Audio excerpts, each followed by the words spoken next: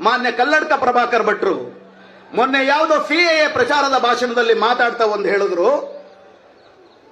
ನೆಹರು ಅವರು ಅಂಬೇಡ್ಕರ್ ಅವರ ಮಾತು ಕೇಳ್ಬಿಟ್ಟಿದ್ರೆ ಈ ತರ ಈ ದೇಶಕ್ಕೆ ದುರಂತ ಸಂಭವಿಸ್ತಿರ್ಲಿಲ್ಲ. ನೆಹರು ಅವರು ಅಂಬೇಡ್ಕರ್ ಅವರ ಮಾತು ಕೇಳಿದ್ರೋ ಇಲ್ವೋ ಅದನ್ನ ಆಮೇಲೆ ಮಾತಾಡೋಣ. ಮಾಧ್ಯಮ ಮಿತ್ರರು ಕೂಡ ದಯವಿಟ್ಟು ಕಲ್ಲಡ್ಕ ಪ್ರಭಾ ಭಟ್ರಿಗೆ ನಾನೀಗ ಹೇಳೋ ವಿಷಯ ತಲುಪಿಸ್ಬೇಕು. ಏನಿಲ್ಲ, ನೀವು ನೆಹರು ಒಪ್ಪಲಿಲ್ಲ, ಬಿಟ್ಟಾಕೋಣ. ನೆಹರು ವಿರುದ್ಧ ನೀವು ಹೆಂಗಿದ್ರು ಹೋರಾಟ ಮಾಡ್ತಿದ್ರಿ. ನೀವು ಅಂಬೇಡ್ಕರ್ ಹೇಳಿದ್ ಪಾಲಿಸಿ.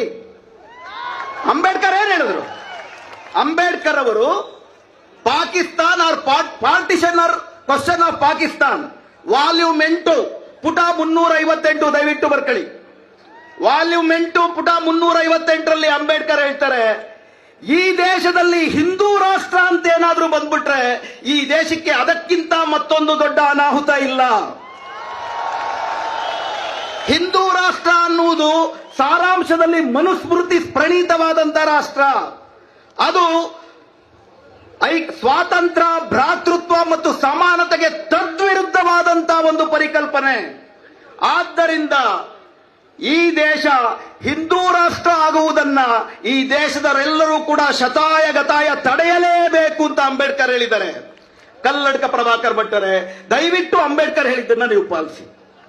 ದಯವಿಟ್ಟು ನಿಮ್ಮ RSS ನವರಿಗೆ ಹೇಳಿ ನಾವು ಹಿಂದೂ ರಾಷ್ಟ್ರ ಮಾಡೋದು ಬೇಡ. ಅಂಬೇಡ್ಕರ್ ಹೇಳಿದ್ದಾರೆ.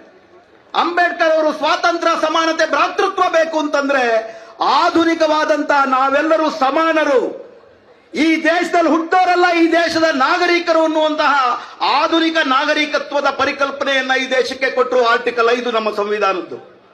ಸಿಎಎ ಅದಕ್ಕೆ ತದ್ವಿರುದ್ಧವಾದ ಮಾತುಗಳನ್ನ ಆಡುತ್ತೆ. ಧರ್ಮಾಧಾರಿತವಾಗಿ ವಲಸಿಗರು ಬರ್ತಾರೆ.